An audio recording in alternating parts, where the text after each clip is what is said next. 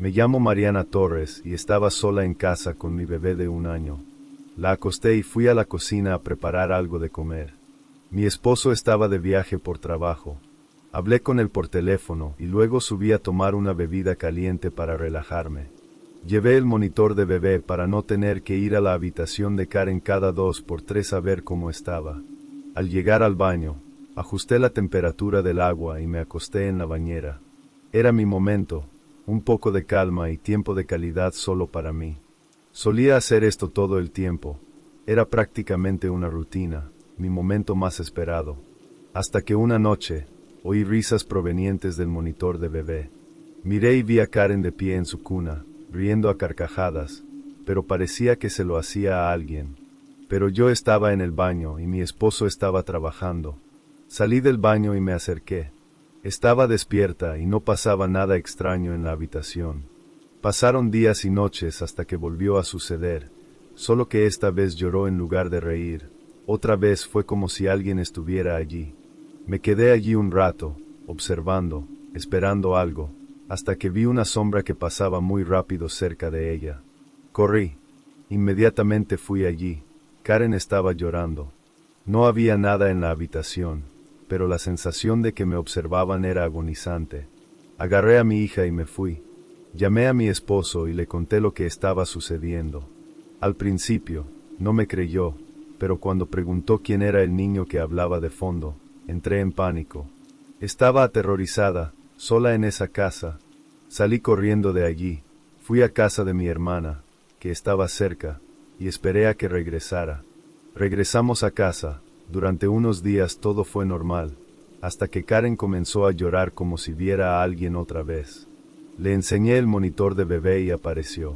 Era una niña, parecía de unos 10 años, toda de blanco, con el pelo largo y negro. Se quedó quieta, mirando a Karen.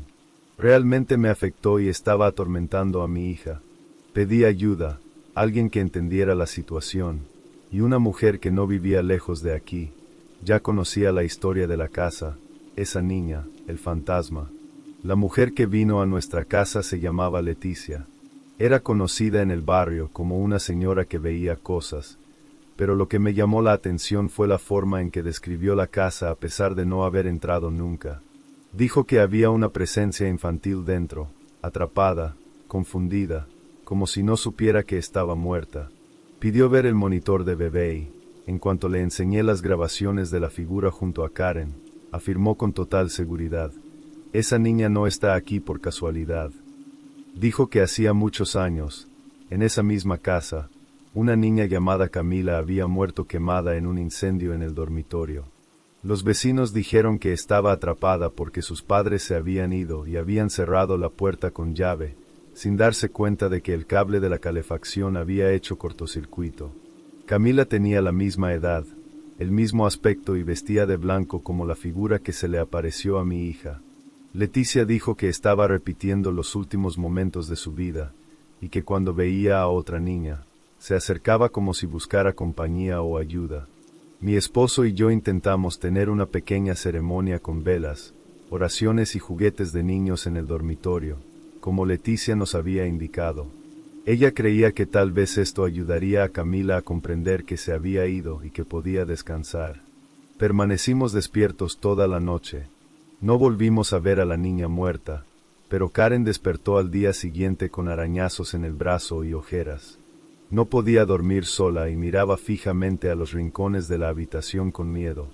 Me destrozó por dentro. Aunque la casa parecía tranquila, la energía había cambiado. La casa tenía una sensación extraña, como si algo se hubiera quedado atrapado allí. No era Camila, sino su trauma. No quería que mi hija creciera allí. Ella no se sentía bien, y yo tampoco. Hablamos y tomamos la única decisión que nos trajo algún alivio. Pusimos la casa en venta. Hoy vivimos en otro lugar, más apartado, más sencillo, pero donde Karen puede dormir. Ya no usamos monitor de bebé, ni la dejamos sola por mucho tiempo. A veces pienso en Camila, en la soledad que sentía, y cuando escucho risas de niños por la noche, aunque estoy lejos de esa casa, todavía se me hiela el corazón. No sé si Camila se quedó allí, o si solo buscó a alguien que la viera. Lo único que sé es que mi hija merecía crecer en paz. Y por eso nos fuimos.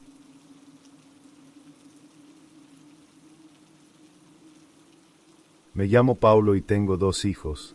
Pedro, de 5 años, y Juana, de solo 3. Lo que voy a contarles ocurrió cuando nació Juana. Siempre soñé con una familia numerosa, mientras que a mi esposa nunca le entusiasmó mucho la idea. De hecho, decía que ni siquiera debería haber tenido su primer hijo, que nunca tuvo ese fuerte instinto maternal.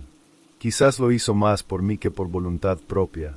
Aun notando estas señales, insistí, y terminó quedándose embarazada de Pedro. El parto fue complicado, una cesárea de emergencia. Poco después, todavía en la sala de recuperación, dejó claro que no quería pasar por eso otra vez. Acepté, pero en el fondo, sabía que ella todavía quería otro hijo.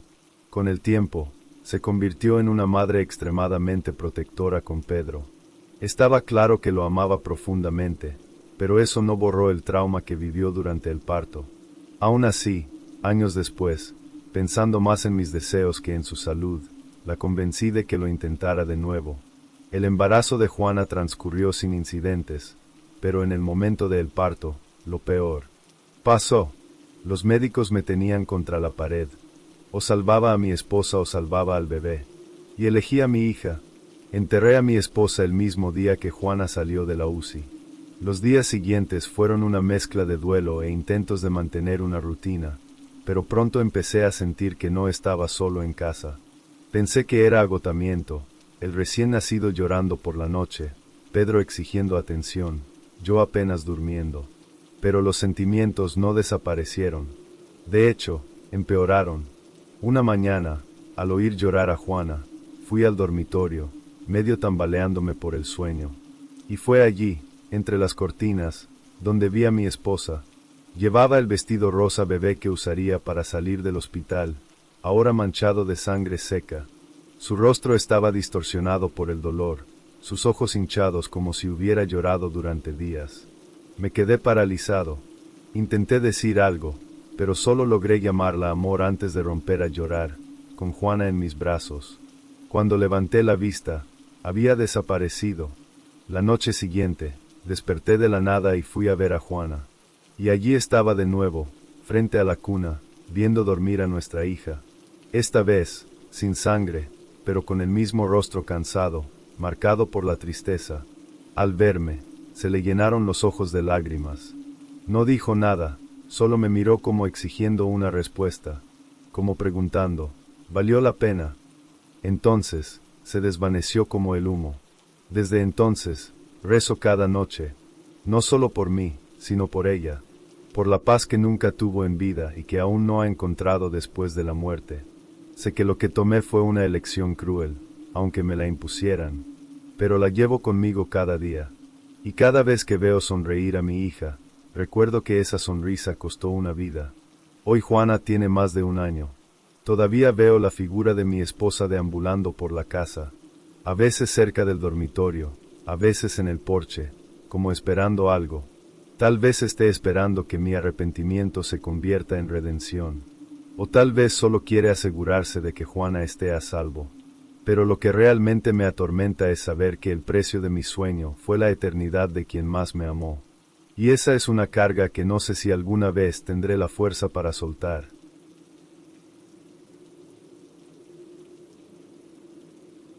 Me llamo Alan, y esta historia no es exactamente mía. Me la contó una enfermera llamada Teresa, a quien conocí cuando mi padre ingresó en un hospital al sur de Guadalajara. Teresa no era de chismes ni de historias de fantasmas, al contrario, siempre mantenía un semblante serio, casi frío. Pero una mañana, cuando estábamos solos en el pasillo tras la muerte de un paciente, me contó algo que nunca se me ha borrado de la mente. Me explicó que trabajaba en un antiguo hospital, construido sobre las ruinas de una escuela católica destruida por un incendio en los años 70. No se registró oficialmente nada sobrenatural, pero todos allí sabían que algo había quedado atrás, y no eran cenizas. Empezó a notar que algunos pacientes ingresados en la habitación 302 se agitaban durante la noche, siempre en la misma habitación. Los monitores de ritmo cardíaco se apagaban solos, las luces parpadeaban, las máquinas se desconectaban solas.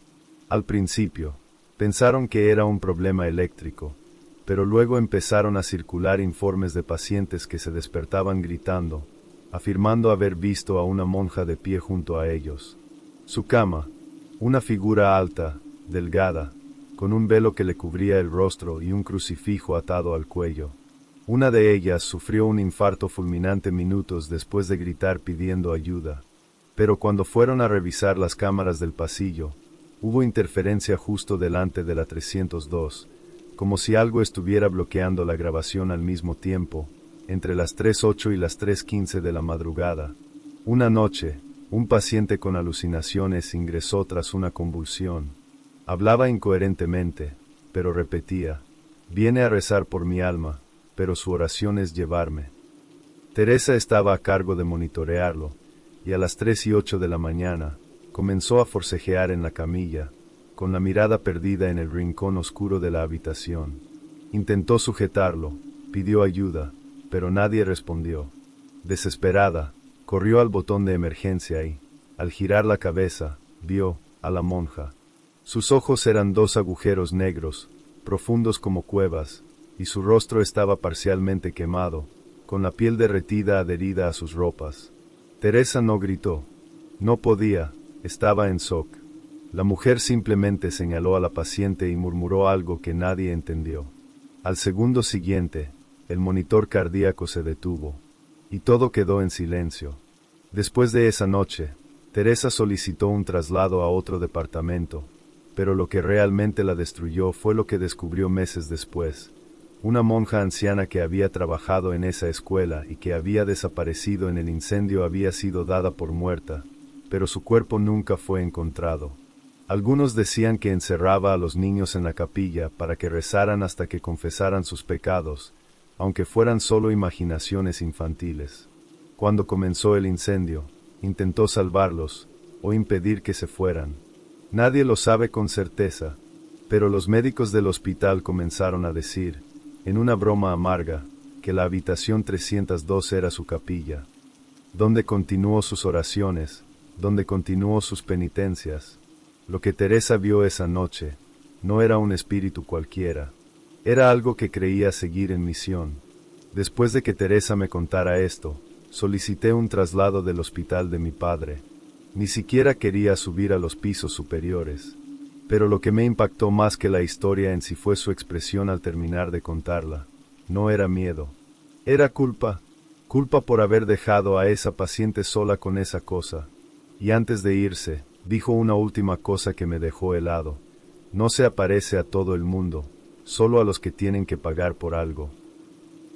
No todo el terror viene del más allá. A veces nace de la culpa, el dolor o algo sin respuesta. Y cuando estas presencias regresan, no es solo para asustar, es para exigir. ¿Cuál de estas historias te conmovió más?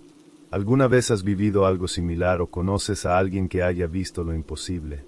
Cuéntanoslo en los comentarios, suscríbete al canal, dale a me gusta y compártelo con quienes aman las buenas películas de terror.